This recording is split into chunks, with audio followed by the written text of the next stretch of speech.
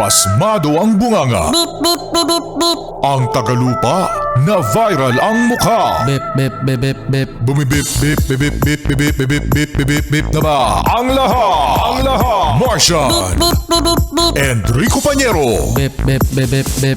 Beep, beep, beep, Bip, bip, bip, bip, bip. Bip, bip, bip, bip, bip.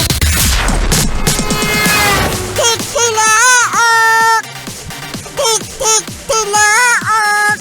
Beep, beep, beep, beep, beep. Ito na ang 101.1 Yes FM Balitang Hoy, eto mga Yes Pre, nabalitaan nyo ba no, na merong petisyon no, na mag-physical exam at drug test si PBBM mula sa Supreme Court. Ayun, naalala ko yan. Oo, no? Na sana ay si PBBM para mawala na yung mga haka-haka na siya ay adik. Na siya ay adik, ano ba? Dahil hindi kami naniniwala. O yun, oo nga. Dahil, sabi nga mga Yes Pre, ano, na para mapatunayan na healthy si PBBM ay kailangan ay maipakita ang kanyang physical exam at drug test. Okay, so ngayon ay ipinapabasura ng Office of the Solicitor, no? Office of the Solicitor General na wag nang i-drug test si PBBM. Yeah! So, ibig sabihin talagang ayaw. Ibig sabihin, oo nga kasi may nagsasabi na wag. Oh, hindi yan hindi yan maganda. Oo, no, hindi yan maganda sa na magda-drug test ang pangulo tsaka physical exam. Okay? Alam nyo ba mga Yes Friend Martian, ano? Na kasi alam ko meron 'di ba urine test. Ang urine test pala na ginagawa dati, no, kapag kumukuha ng driver's license, ideal pala ito sa mga test kung titignan kung ang isang tao ay drug addict 1 to 3 days sa paggamit.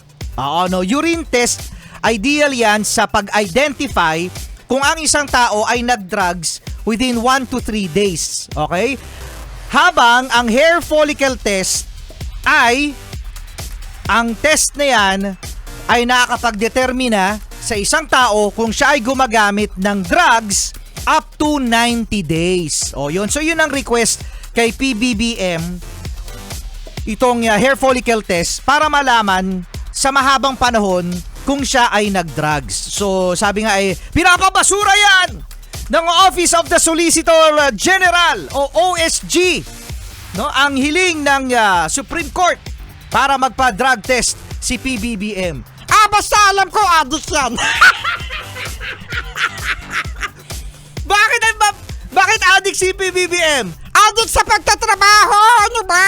Oo nga. Tama, adik sa pagtatrabaho si PBBM. Yun ang alam natin. Minanduan mo pa.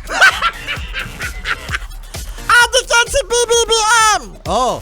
Sa pagbibigay ng ayuda. Oo, yun. Oo, adik sa pagdeserbisyo sa bayan.